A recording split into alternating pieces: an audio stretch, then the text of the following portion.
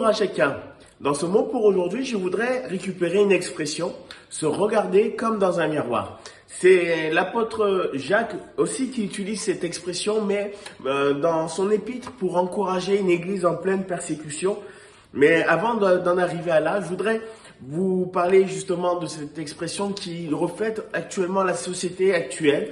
Nous ne savons plus comment regarder les autres, mais nous ne savons même plus comment nous regarder. Nous sommes aujourd'hui influencés par toutes sortes de messages, toutes sortes d'images, toutes sortes de modes qui font que même nous avons du mal à trouver notre propre personnalité et à trouver et à pouvoir aussi trouver ainsi un bonheur, une satisfaction intérieure parfaite. Je voudrais vous encourager aujourd'hui à réaliser que Dieu, lui, vous a accepté tel que vous êtes. Et il vous accorde une grâce en Jésus-Christ. Il ne vous demande pas de refléter quelqu'un, il ne vous demande pas de refléter quelque chose ou une mode, si ce n'est que la seule chose qu'il doit refléter de vous, c'est la personne de Jésus-Christ qui vous a pardonné, justifié et réconcilié avec Dieu. Ça veut dire que ça va nourrir en vous de la paix, de la joie, de la sérénité, de la tranquillité, de la stabilité. Dieu voudrait conduire votre vie et il voudrait la conduire comme le décrit la Bible vers une vie et la vie éternelle, la véritable vie. Dans l'évangile de Jean, il dit que dans la parole de Dieu était la vie et la vie était la lumière des hommes. Et je crois vraiment que nous avons besoin aujourd'hui de cette parole, qu'elle nourrisse encore notre cœur. Et voici ce que dit l'apôtre Jacques justement concernant la foi qui est dans le cœur et qui nourrit justement notre vie.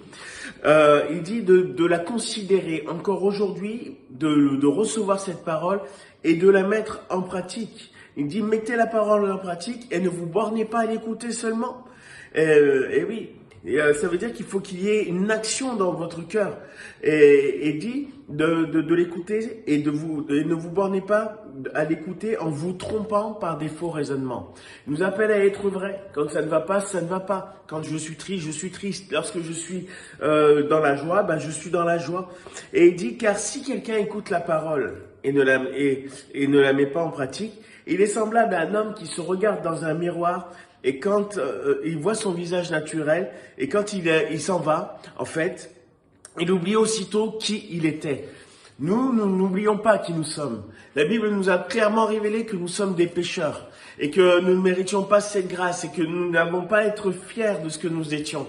Mais il y a en Jésus une vie nouvelle. La Bible nous dit qu'en lui, les choses anciennes sont passées, que nous sommes une nouvelle création, une nouvelle créature, que les choses anciennes sont passées, qu'elles sont devenues nouvelles. Et dans cette nouveauté, il y a la marque de Christ qui fait que nous avons cette approbation aux yeux de Dieu. Tu es aimé de Dieu, tu es considéré de Dieu, tu peux vivre avec la grâce de Dieu et tu peux ainsi apporter quelque chose de bon autour de toi. Alors aujourd'hui, ne sois pas comme quelqu'un qui se regarde dans un miroir et qui oublie aussitôt qui il est, mais justement, se regarder dans le miroir de Christ, c'est accepter qui nous sommes, mais de pouvoir faire que les qualités de Dieu en nous surpassent nos défauts afin de pouvoir apporter quelque chose de bon dans cette société. Je crois vraiment que le Seigneur nous a bénis. Et la vie chrétienne, vous savez, ce n'est pas de montrer que nous sommes meilleurs que les autres, mais c'est de montrer qu'il y a quelque chose de meilleur dans nos cœurs. Ce quelque chose de meilleur, c'est la présence de Dieu.